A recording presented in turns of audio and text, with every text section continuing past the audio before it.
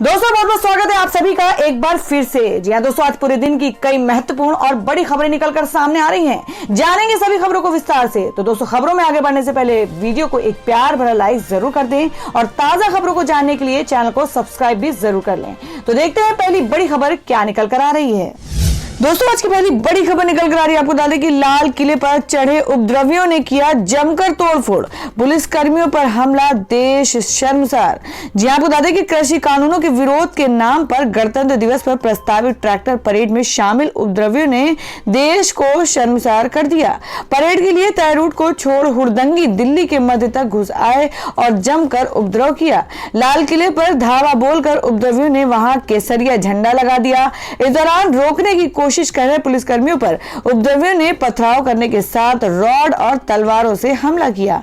इतना ही नहीं, India gate और लाल किले की तरफ बढ़ते समय रोकने पर हुड़दंगियों ने आरटीओ चौराहे पर जवानों व मीडिया कर्मियों पर ट्रैक्टर चढ़ाने की कोशिश भी की। आपको बता दें कि उपद्रव में 83 पुलिसकर्मी घायल हुए हैं, जिन्हें उपचार के लिए लोकनायक अस्पताल में भर्ती कराया गया है। उपद्रवियों की इस करतूत ने किसानों के नाम पर 2 महीने से चल रहे आंदोलन और इसके पीछे की मंशा पर भी सवाल खड़े कर दिए हैं। हिंसा के बाद किसान नेताओं ने खुद को उपद्रव से अलग कर लिया। योगेंद्र यादव ने तो यहां तक कह दिया कि मैं शर्मिंदा हूं और इसकी जिम्मेदारी लेता हूं। गणतंत्र दिवस पर देश ही नहीं पूरे विश्व में दिल्ली की सड़कों पर जो उपद्रव देखा, वैसा पहले कभी नहीं देखा गया था। इन बेलगाम हुड़दंगियों ने पूरे देश को शर्मसार कर दिया। सिंगू, टिकरी व गाजीपुर बॉर्डर से हजारों प्रदर्शनकारी आईटीओ और लाल किले तक पहुंच गए। लाल किले की प्राचीर पर चढ़कर उपद्रवियों ने पुलिसकर्मियों के सामने केसरिया झंडा लगा दिया। आपको बता दें कि आईटीओ पर स्टंट करते हुए बैरिकेड में जोरदार टक्कर मारने की कोशिश में ट्रैक्टर पलट गया, जिससे ट्रैक्टर चला रहे उत्तर प्रदेश के रामपुर निवासी नवरीत सिंह की मौके पर मौत हो गई। दिल्ली में जगह जगह बैरिकेड के रूप में इस्तेमाल की गई डीटीसी बसें, डंपर, दिल्ली पुलिस की बसें, पीसीआर वैन और बैरिकेड तोड़ दिए गए। इस सब के बावजूद दिल्ली पुलिस संयम बरते रही। हालांकि उपद्रवियों को नई दिल्ली की तरफ आने से रोकने व अन्य जगहों पर उन्हें नियंत्रित करने के लिए लाठीचार्ज करना पड़ा और आंसू गैस के गोले छोड़ने पड़े। और दोस्तों, मैं अगली खबर बता दें कि अमित शाह ने बैठक कर दिल्ली में हिंसा का लिया जायजा, उपद्रवियों से सख्ती से निपटने का निर्देश। जी हां, आपको बता दें कि आंदोलन के नाम पर दिल्ली में किसान संगठनों के शर्मनाक उत्पात के बाद केंद्रीय गृह मंत्री अमित शाह ने उच्च स्तरीय बैठक कर पूरी स्थिति की समीक्षा की व सुरक्षा व्यवस्था को और मजबूत करने का स्पष्ट निर्देश दिया। तत्काल दिल्ली के कई इलाकों में अतिरिक्त सुरक्षा बल भेज दिया गया। राजधानी की कानून व्यवस्था बनाए रखने के लिए अर्धसैनिक बलों को भी लगाया जाएगा। प्रदर्शनकारियों को नियंत्रित रखने के लिए कुल कितने अर्धसैनिक जवान लगाए जाएंगे, ये अभी स्पष्ट नहीं है, लेकिन जानकारों के अनुसार यह संख्या 1500 से 2000 के बीच 15 से 20 कंपनी हो सकती है। गणतंत्र दिवस के कारण करीब 4500 जवान पहले से ही तैनात हैं।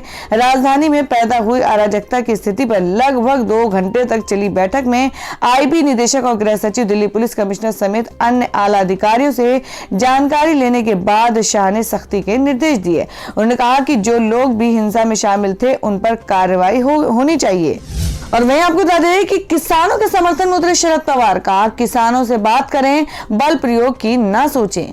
जी आपको बता दें कि दिल्ली में किसानों के ट्रैक्टर परेड में हुई हिंसा के मद्देनजर राष्ट्रीय कांग्रेस पार्टी अध्यक्ष शरद पवार ने मंगलवार को कहा कि राष्ट्रीय राजधानी में जो कुछ हुआ उसका समर्थन नहीं किया जा सकता, लेकिन उन कारणों को भी नजरअंदाज नहीं किया जा सकता जिनकी वजह से ऐसी स्थिति उत्पन्न हुई। उन्होंने किसानों पर बल प्रयोग को लेकर सरकार को आगाह भी किया। पूर्व केंद्रीय कृषि मंत्री ने केंद्र सरकार से कहा कि वह नए कृषि कानूनों को रद्द करने के मुद्दे पर किसानों से वार्ता करें और मुद्दे पर अपना अड़ियल रवैया छोड़ें। पवार ने यहां पत्रकारों से कहा कि यदि केंद्र ने प्रदर्शनकारियों पर बल प्रयोग किया तो पंजाब में अशांति उत्पन्न हो सकती है, इसलिए मोदी सरकार को ये पाप नहीं करना चाहिए। उन्होंने कहा कि किसानों ने ट्रैक्टर रैली निकाली तो केंद्र और कानून व्यवस्था से जुड़े लोगों से उम्मीद थी कि वह उनसे संवेदनशील तरीके से निपटे, लेकिन ऐसा नहीं हुआ। पवार ने कहा कि 2 महीने से प्रदर्शन कर रहे किसानों को आहत किए बिना किसानों की मांगों पर कोई रास्ता निकाला जाना चाहिए। एनसीपी नेता ने कहा कि उन्हें जो सूचना मिली है उसके अनुसार ट्रैक्टर परेड के लिए किसानों पर कड़ी शर्तें लगाई गई थी। उन्होंने कहा कि प्रदर्शनकारियों से उनके 50-60 दिन के आंदोलन और उनके धैर्य को ध्यान में रखकर निपटा जाना चाहिए था, लेकिन अधिकारियों ने एक अलग नजरिया अपनाया जिससे स्थिति खराब हुई। पवार ने कहा कि आज हुई घटनाओं का कोई बचाव नहीं कर सकता, लेकिन ये क्यों हो रहा है कोई इसे नजरअंदाज नहीं कर सकता। उन्होंने कहा कि केंद्र को किसानों से वार्ता करनी चाहिए और उनकी मांगों पर गंभीरता से विचार कर निर्णय करना चाहिए। पवार ने कहा कि यदि ऐसा नहीं होता है और केंद्र बल प्रयोग की कोशिश करता है तो पूर्व में अशांत रह चुका और अब इससे उबर चुका पंजाब पुनः अशांति की ओर बढ़ सकता है और मोदी सरकार को ये पाप नहीं करना चाहिए। और दोस्तों ये बता दें कि पंजाब के बाद हरियाणा में हाई अलर्ट जारी, 3 जिलों में 24 घंटे के लिए इंटरनेट सेवाएं बंद। जी आपको बता दें कि गणतंत्र दिवस पर राजधानी दिल्ली में किसान ट्रैक्टर मार्च के दौरान कई इलाकों में हुई हिंसक घटनाओं को देखते हुए हरियाणा के पुलिस महानिदेशक डीजीपी मनोज यादव ने राज्य में हाई अलर्ट जारी कर दिया है। साथ ही राज्य के 3 जिलों सोनीपत, झज्जर और पलवल में 24 घंटे के लिए इंटरनेट सेवाएं बंद कर दी हैं। इन जिलों में 27 जनवरी को शाम 5 बजे तक इंटरनेट सेवाएं बंद रहेंगी। आपको बता दें कि संवेदनशील इलाकों में अतिरिक्त पुलिस फोर्स तैनात कर दी गई है। खुफिया तंत्र भी पूरी स्थिति पर नजर बनाए हुए है। बता दें कि इससे पहले पंजाब सरकार भी राज्य में हाई अलर्ट जारी कर चुकी है। डीजीपी ने चेतावनी देते हुए कहा कि पुलिस अब किसी तरह का कोई रिस्क नहीं लेगी। प्रदेश में कानून व्यवस्था को बिगाड़ने का प्रयास करने वालों से पुलिस सख्ती से निपटेगी। उन्होंने कहा कि दंगा करने वालों या अफवाहों के माध्यम से दंगा भड़काने वालों को किसी कीमत पर बख्शा नहीं जाएगा। उन्होंने कहा कि आज दिल्ली में हुए हिंसक प्रकरण के बाद किसान अपने गंतव्य स्थान की ओर लौट रहे हैं। इसके लिए पुलिस को चप्पे चप्पे पर मुस्तैद रहने को कहा गया है। पुलिस सभी लोगों पर नजर रखते हुए उनकी वापसी को भी सुनिश्चित करेगी। और मैं अगली खबर में बता दें कि किसान संगठन बीकेयू ने हिंसा के लिए पुलिस को ठहराया जिम्मेदार, कहा बैरिकेड लगाकर किया भ्रमित। जी हां, आपको बता दें कि गणतंत्र दिवस पर ट्रैक्टर परेड के दौरान हुई हिंसा से किसान नेता अपना पल्ला झाड़ने लगे हैं। सिंगू, टिकरी और गाजीपुर बॉर्डर समेत सभी जगहों पर पुलिस के बैरिकेड तोड़कर दिल्ली की सीमाओं में दाखिल हुए किसान लाल किले में घुस गए थे। आईटीओ पर पुलिस मुख्यालय के सामने पुलिस और किसानों में झड़प भी हुई।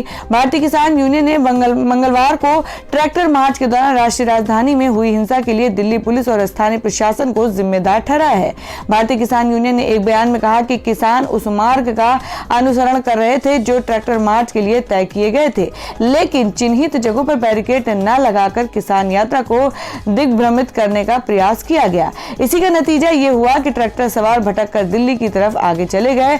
इसके परिणाम स्वरूप अवांछनीय तत्वों और कुछ संगठनों को मौका मिला और उन्होंने इस यात्रा में विघ्न डालने का कुत्सित प्रयास किया। भारतीय किसान यूनियन ने कहा कि भाकियू इस कृत्य में लिप्त लोगों से खुद को अलग करती है। किसान यूनियन का हमेशा शांतिपूर्ण आंदोलन में विश्वास रहा है। राकेश टिकैत ने कहा कि संयुक्त किसान मोर्चा की अपील पर गणतंत्र दिवस के अवसर पर परेड में भागीदारी निभाने वाले सभी किसान भाइयों को भाकियू तहे दिल से शुक्रिया अदा करती है। परेड के दौरान कुछ अवांछनीय तत्वों ने अप्रिय घटनाओं को अंजाम दिया, उसकी हम कड़े शब्दों में निंदा करते हैं। किसान संघ ने कहा कि यह हमेशा शांतिपूर्ण विरोध प्रदर्शन के पक्ष में रहा है और दिल्ली में मंगलवार की हिंसा में शामिल लोगों के साथ हम खुद को अलग कर रहे हैं। यूनियन ने कहा कि हम उन लोगों की पहचान करेंगे जिन्होंने किसानों के प्रदर्शन में बाधा पैदा करने की कोशिश की। बेक्यू किसी भी प्रकार की हिंसक गतिविधि में शामिल नहीं है। हम सभी से ऐसे तत्वों से दूर रहने की अपील करते हैं। तो दोस्तों, दिल्ली में किसान आंदोलन को लेकर आप लोगों की क्या राय है? आप अपनी राय कमेंट बॉक्स में जरूर दें। बढ़ते अगली खबर की ओर। और दोस्तों मैं अगली खबर बता दें जिसमें ट्रैक्टर रैली के दौरान हुई हिंसा पर शिवसेना नेता संजय राउत ने कहा अगर सरकार चाहती तो कल की हिंसा को रोक सकती थी।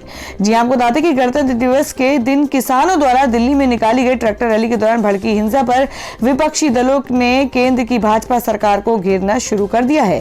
हिंसा को लेकर शिवसेना के नेता संजय राउत ने भाजपा सरकार पर करारा हमला बोला है। जी आपको बता दें उन्होंने कहा कि क्या सरकार इसी दिन का बेसब्री से इंतजार कर रही थी?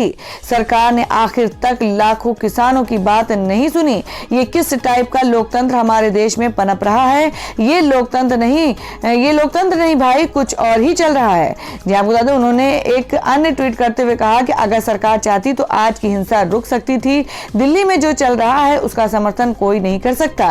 कोई भी हो, लाल किले और तिरंगे का अपमान सहन नहीं करेंगे। लेकिन माहौल क्यों बिगड़ गया? सरकार किसान विरोधी कानून रद्द क्यों नहीं कर रही? क्या कोई अदृश्य हाथ राजनीति कर रहा है। जी आपको बता दें, इसी बीच दिल्ली में गणतंत्र दिवस के दिन किसानों द्वारा निकाली गई ट्रैक्टर रैली के दौरान हिंसा को लेकर गृह मंत्री अमित शाह ने अपने आवास पर आपातकालीन बैठक बुलाई है। इस दौरान अमित शाह ने गृह मंत्रालय के वरिष्ठ अधिकारियों से दिल्ली की कानून व्यवस्था के बारे में जानकारी ली। बैठक में दिल्ली की सुरक्षा व्यवस्था को लेकर बातचीत जारी है। तो दोस्तों, खबरों में आगे बढ़ने से पहले जान लेते हैं आज के माइंड क्विज के सवाल को। आज का सवाल आपको बताना है कि देश के वर्तमान रक्षा मंत्री का क्या नाम है। इसका जवाब आपको वीडियो के नीचे कमेंट बॉक्स में देना है और सही जवाब देने वाले को रैंडमली लेके आ जाएगा और वो जीत सकते हैं बम्पर पुरस्कार। तो बढ़ते हैं अगली खबर की ओर। और दोस्तों, अगली खबर में आपको बता दें कि आम आदमी पार्टी ने की हिंसा की निंदा, कहा केंद्र ने स्थिति को यहां तक पहुंचने दिया। जी आपको बता दें कि देश की राजधानी दिल्ली में गणतंत्र दिवस के दिन किसानों की ट्रैक्टर परेड के दौरान हिंसा की आम आदमी पार्टी ने निंदा की है। इसके साथ ही आम आदमी पार्टी ने हिंसा भड़काने को लेकर केंद्र की मोदी सरकार पर भी निशाना साधा है।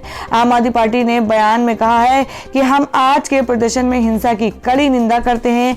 ये दुखद है कि केंद्र सरकार ने स्थिति को इस हद तक बिगाड़ जाने दिया और यह आंदोलन पिछले 2 महीने से पूरी तरह शांतिपूर्ण रहा है। दिल्ली बॉर्डर पर 3 कृषि कानूनों को वापस लेने के लिए पिछले 2 महीने से प्रदर्शन कर रहे किसान नेताओं ने 26 जनवरी को ट्रैक्टर परेड का ऐलान किया था। दिल्ली पुलिस के साथ लंबी मैराथन बैठक के बाद किसानों को परेड की अनुमति दी गई थी। इस दौरान किसानों ने वादा किया था कि परेड दिल्ली में गणतंत्र दिवस परेड के पास नहीं जाएगी, लेकिन मंगलवार सुबह प्रदर्शनकारी दिल्ली में घुसने पर अड़ गए और बैरिकेड तोड़ते हुए लाल किले तक पहुंच गए। इस दौरान किसानों को रोकने के लिए तैनात पुलिसकर्मियों से कई स्थानों पर झड़प भी हुई। और दोस्तों, मैं बता दें कि राजधानी में हिंसा के बाद अब बचाव में आए योगेंद्र यादव और गुरनाम चढ़ूनी। जी आपको बता दें कि किसान आंदोलन के तहत हुई हिंसा के बाद संयुक्त किसान मोर्चा के प्रमुख नेता योगेंद्र यादव और गुरनाम सिंह चढ़ूनी अपना बचाव करने में जुट गए। योगेंद्र यादव शाहजहांपुर बॉर्डर पर निकाली जा रही ट्रैक्टर परेड में शामिल थे। यादव ने अपने बयान की वीडियो क्लिप जारी करते हुए कहा कि दिल्ली में हुई हिंसक घटनाओं की वे कड़े शब्दों में निंदा करते हैं। इसके साथ ही उन्होंने आंदोलन में शांति बनाए रखने और जो किसान तय रूट से अलग दिल्ली में घुस गए हैं उनसे कहा कि वे तुरंत वापस अपने स्थान पर पहुंचे। यादव ने तो इस बयान में यहां तक भी कहा कि किसानों ने अब तक जो कुछ किया उसे पीछे छोड़कर वे वापस अपने धरने स्थल पर पहुंच जाएं। इसी तरह हरियाणा किसान यूनियन के नेता गुरनाम सिंह चढ़ूनी ने भी वीडियो क्लिप जारी कर कहा कि दिल्ली में ट्रैक्टर परेड के दौरान हिंसा निंदनीय है। आंदोलन में शामिल किसान शांति बनाए रखे। चढ़ूनी ने शंका जताई कि आंदोलन धार्मिक रूप न ले, इसलिए सभी किसान संयम बरते। उन्होंने इस आंदोलन को जाति मजहब से अलग किसान हित के लिए बताया। यह भी माना जा रहा है कि इन नेताओं ने यह बयान दिल्ली पुलिस की आपराधिक कार्रवाई से बचने के लिए जारी किया है। और दोस्तों, मैं बता दें कि लाल किले की घटना से दुखी सनी देओल ने कहा हमारे बीच कोई ना आए, दीप सिद्धू पर भी दी सफाई। जी आपको बता दें कि दिल्ली में हुई हिंसा में प्रदर्शनकारियों के घुसने और वहां निशान साहिब फहराने को लेकर भाजपा सांसद और बॉलीवुड अभिनेता सनी देओल ने दुख जताया है। सनी देओल ने एक ट्वीट में कहा कि वे इस घटना से दुखी हैं। इसके साथ ही उन्होंने कहा कि उनका दीप सिद्धू से कोई संबंध नहीं है। बता दें, लाल किले में हुई हिंसा को भड़काने के लिए दीप सिद्धू का नाम सामने आ रहा है। और दोस्तों, मैं बता दें कि जिसमें अभिनेता दीप सिद्धू ने कहा तिरंगे को नहीं हटाया, वह एक प्रतीकात्मक प्रदर्शन था। जी आपको बता दें कि सिद्धू ने कहा कि नए कृषि कानूनों के खिलाफ प्रतीकात्मक रूप से अपना विरोध दर्ज कराने के लिए हमने निशान साहिब और किसान झंडा लगाया और साथ ही किसान मजदूर एकता का नारा भी लगाया। उन्होंने निशान साहिब की ओर इशारा करते हुए कहा कि झंडा देश की विविधता में एकता का प्रतिनिधित्व करता है। निशान साहिब सिख धर्म का एक प्रतीक है जो सभी गुरुद्वारा परिसरों पर लगा देखा जाता है। उन्होंने कहा कि लाल किले पर ध्वज स्तंभ से राष्ट्रीय ध्वज नहीं हटाया गया और किसी ने भी देश की एकता और अखंडता पर सवाल नहीं उठाया। और दोस्तों, अगली खबर में जान लेते हैं क्या है देश भर में मौसम के ताजा हालात। जी आपको बता दें कि 21 वर्षों में सबसे ठंडा रहा ये गणतंत्र दिवस। इन राज्यों में घने कोहरे का अलर्ट। जी हाँ, बात करें कि पहाड़ों पर लगातार हो रही बर्फबारी के बीच जनवरी के अंतिम सप्ताह में भी दिल्ली में कड़ाके की सर्दी पड़ रही है। आलम यह है कि मंगलवार से दिल्ली में एक बार फिर शीतलहर का दौर शुरू हो चुका है। वहीं ये गणतंत्र दिवस 21 वर्षों में सबसे ठंडा दर्ज किया गया। मौसम विभाग की माने तो अभी अगले कई दिन शीतलहर का ये दौर जारी रहेगा। मंगलवार को यूं तो आसमान साफ रहा, लेकिन ठंडी हवा सुबह से ही चल रही थी। हालांकि दिन भर गुनगुनी धूप भी खिली रही, लेकिन दिल्ली वासियों को ठिठुरन से राहत तब भी नहीं मिली। शाम होते होते ठंड में और इजाफा हो गया। तो दोस्तों ये थी अब तक की सभी बड़ी खबरों की अपडेट्स। टुडे ब्रेकिंग न्यूज और लेटेस्ट खबरों को देखने के लिए हमारे चैनल को सब्सक्राइब जरूर कर लें, वीडियो को लाइक और शेयर भी जरूर कर दें अपने दोस्तों और रिलेटिव्स के साथ। तो दोस्तों फिर मिलेंगे काम की खबरों और सरकारी योजनाओं की एक और नई वीडियो के साथ। तब तक के लिए धन्यवाद दोस्तों।